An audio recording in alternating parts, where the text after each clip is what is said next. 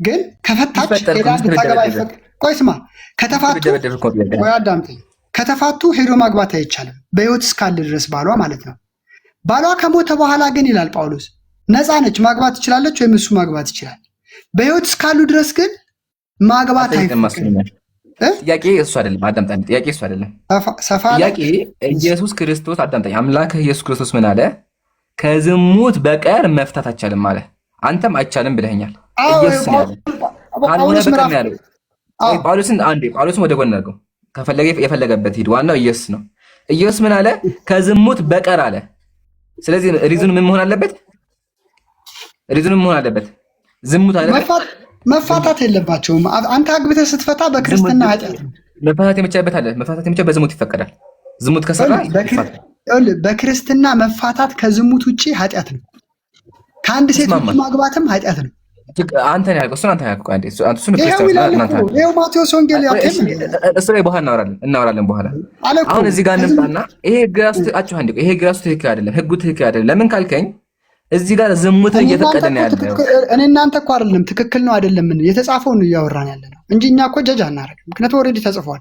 በቃ እንዲገባ የሚታገው አላስረዳሽ። በቃ ከዛ ቃል በቃል እናወራለን። ያልገባህ ነገር መሰለህ? ይሄ ቃል ራሱ አንድ ሜት አድርገው። እሺ አንድ ሜት አድርገው። ይሄ ቃል ራሱ ዝሙትን ይፈቅዳል።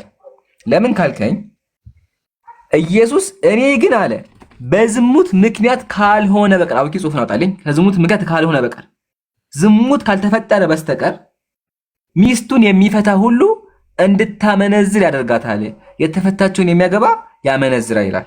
ስለዚህ ዝሙት ከሆነ ችግር የለውም። ዝሙት ከሆነ ችግር የለውም፣ በቃ ይፋታሉ። ግን ከዝሙት ውጭ ከሆነ የሚፈታ ታማም ቢሆን ደብደባውም ቢሆን የሚፈታ ካለ ዝሙተኛ ያደርጋት። ስለዚህ አይፈቀድም ማለት። የሚፈቀደው ኬዝ ምን ላይ ነው? ዝሙት ብቻ ነው። ዝሙት ብቻ ነው። መደብደብ አይፈቀድም፣ ህመም አይፈቀድም።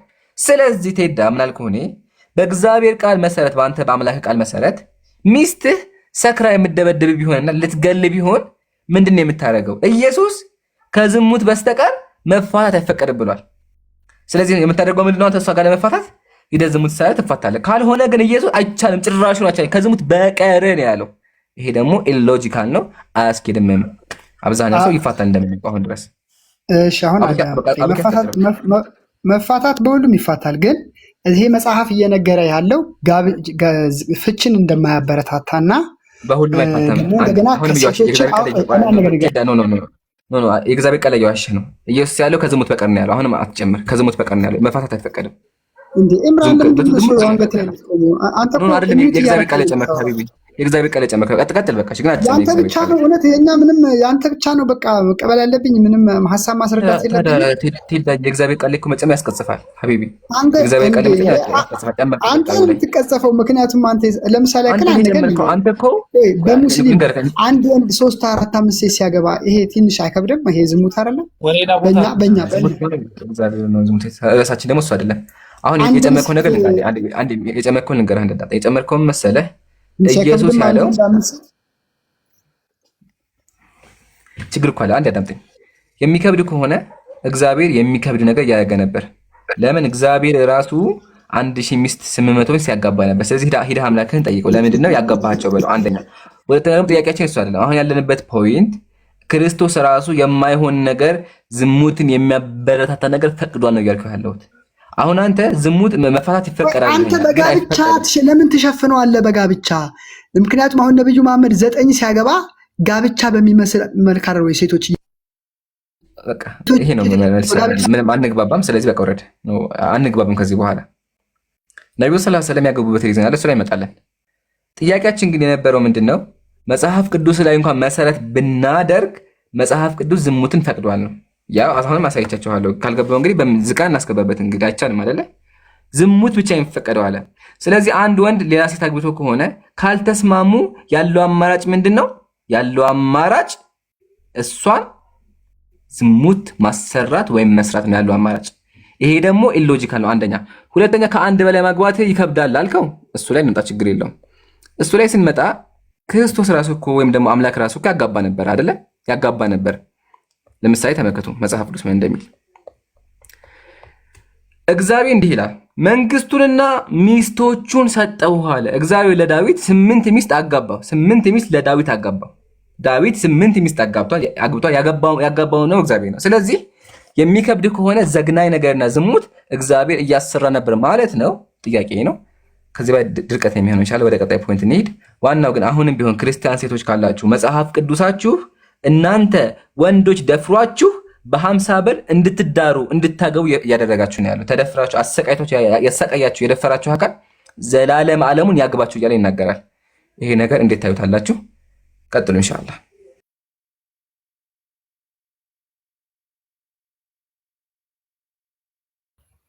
መንገደኛው የሚለው ይቀጥል ወይ ትቀጥል?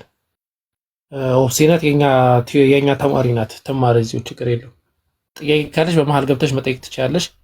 መንገደኛው የሚል አካውንት ሰላም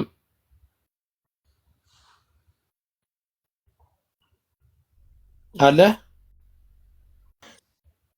ሰላም፣ እንዴት አላችሁ? አለን። ቪዲዮ ያጀማ ቪዲዮ ለቅቅ ያለው። እሺ እዚህ ያላችሁ ሰዎች እስካሁን ኖርማሊ ብዙም አልሄድም፣ ወደ 4000 ምናምን ነው። ኖርማሊ ምንም አያልም፣ ግን በደንብ እንትን አድርጉ። እሺ በደንብ ጥሩ እንትን ስላለ አሁን ገብታችሁ አንድ አፍታ ኮሜንት ሪፖስት አድርጉ። ይምሩ የአንተን ቪዲዮ አንዴ ቆይ። ኦርቶዶክስ ነኝ። ኦኬ ኦርቶዶክስ ነህ። እሺ መጽሐፈ ሲራክ ይከፈትለት ይምራን። አይ ጫን ያለ ይከፈት። እሺ ጫን ያለ ይከፈት። ላስመርጠው እስኪ። አንደኛ ሴት የተፈጠረችው እንድትደበደብ ነው። ሁለተኛ ሴት ሰይጣን ናት። ሶስተኛ ሴት አእምሮ የላትም አታስብም። ከነዚህ የትኛውን ላሳይክ? እሺ አንደኛ ሴት እንድትደበደብ ነው የተፈጠረችው። ሁለተኛ ባሏ እየገረፈ እየቀጠቀጠ እንዲያኖራት ነው። ኢቭን አዳም ራሱ ሔዋንን ሚስቱን ሊደበድባት ሲያሯሯጣት ነበር። እንጨት ይዞ ሲያሯሯጣት ነበር ሊደበድባት። ፈርስት ግን ስምንተኛ አዳም ገነት ላይ እንጨት ይዞ ሲያሯሯጣት ነበር ሊደበድባት ሔዋንን ማለት ነው። ከዛ አምልጣ ተደበቀችው እና የተፈጠረችው ራሱ እየደበደበ እንዲያኖራት ነው አንደኛ። ሁለተኛ ደግሞ ሴት ልጅ ሰይጣን ናት። ሶስተኛ ሴት ልጅ አእምሮ የላትም። የትኛው ላሳይክ? ባይዘይ ስድብ አይደለም እሺ፣ መጽሐፉ ላይ ቃል በቃል አለሽ። በጣም ይቅርታ ስድብ ከመሰለ ቃል በቃል ይምራን፣ ችግር የለም። እኔ ስድብ የሚሆን አይሆን ችግር የለውም። አራተኛ ይምራን፣ አራተኛ ሴት ልጅ ይሄ ወራዊ ዑደት ወይም ወር አበባ ምናምን የምንለው 1 ዓመት ምናምን ነበረ ሊታይ የነበረው የእርግማን ውጤት ማለት ነው። እንደውም ማታላ ነው እግዚአብሔርን ትንሽ ጊዜ የተደረገላት፣ እሱንም ጨምርለት። ስለዚህ እግዚአብሔር አታላለች። ከመጀመሪያውን ጀምር ወይስ ምረጥ አንተ ራስህ? እግዚአብሔርን አታላ ሴቶች አታላይ ናቸው ይባላል። እስኪ እግዚአብሔርን አታላ ባለው ራስ እንጂ። እሺ ይምሩ እንትና አለ አይደለ? ዜና ስላሴ መጽሐፈ ዜና ስላሴ አይ ቲንክ አለ ወይም በአሁኑ የወር አበባ ተብሎ የሚጠራው 7 ዓመት ደምሽ ይፍሰስ ብሎ ረገሟት። እሷ ግን 7 ዓመት ብላ ተናገረች። እንደ ቃልሽ ይሁንልሽ አላት አይደል ያለ መጽሐፉ። ይሄ እውነት ነው፣ ስንቀበሉ የምንኖረው እውነት ነው። ምንም የሚያነጋግረን ነገር የለም። ሔዋን እግዚአብሔርን አጭበርብራለች አይደለ? ማጭበርበር ሳይሆን ተረግማለች። አይ እግዚአብሔር እኮ 7 ዓመት ሲያት 7 ቀን ብላ አለችው። አይ አይደለም ብላ ማለት ነው እኮ። እግዚአብሔር በባህሪው የሚጭበረበር አምላክ አይደለም። ስለዚህ እንደ ቃልሽ ይሁንልሽ ያላት እንደ ምህረቱ እንጂ ተጭበርብሮ አይደለም። እሺ ተቀብያለሁ።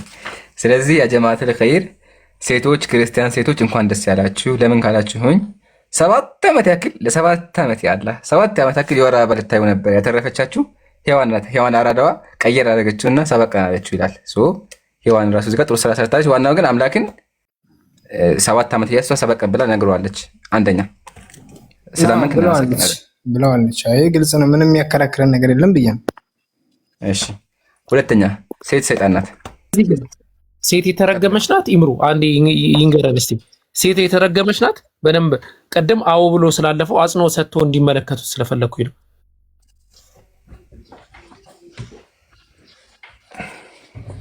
እሺ ሴት የተረገመች ናት። በዮሐን ስናየው የተረገመች ናት። በእመቤታችን በቅድስት ድንግል ማርያም ስናየው ደግሞ የተባረከች ናት እኮ። እንደ አጠቃላይ ሴት የተረገመ ነው ወይስ አይደለም እኮ አልኩህ እኮ ወንድሜ። ሴት ሔዋን አዳምን አሳተችው።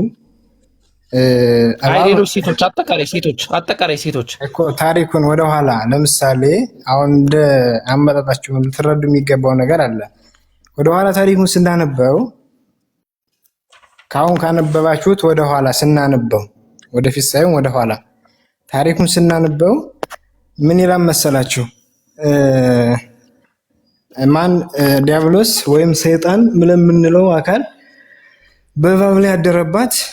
እባብ አዳም ልታስተው ሄደች። አዳም ሊሸነፍላት አልቻለም። ከዛ ወደ ሔዋን ሄደች።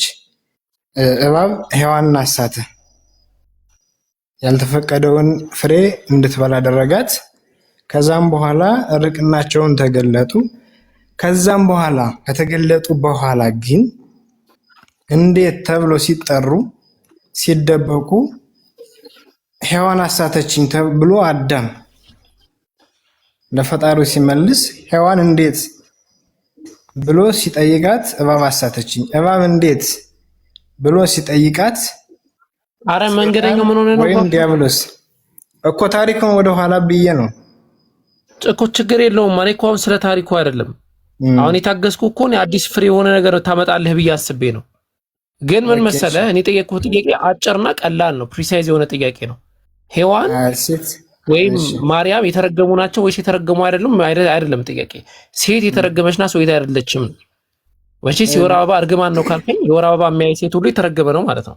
የእርግማን ውጤት ነው። የተረገመ ነው ስትል አንተ በሔዋን የተረገመውን መርገም በማርያም ተነስቷል። ከዛ በኋላ የወር አበባ ማየት አቆሙ። ማቆም አይደለም መነሳት እንጂ እኮ እርግማኑ አለ ማለት ነው። እርግማኑ አለ ማለት ነው። እርግማኑ ወደ ገሃነም ነበር የሚሰደው አይደለም። እርግማኑ የወር አበባ ማየት ነው የሚለው ያው መጽሐፈ ዜና ሥላሴ። እርግማኑ የወር አበባ ማየት ነው 7 ዓመት የወር አበባ ብሎ እርግማኑ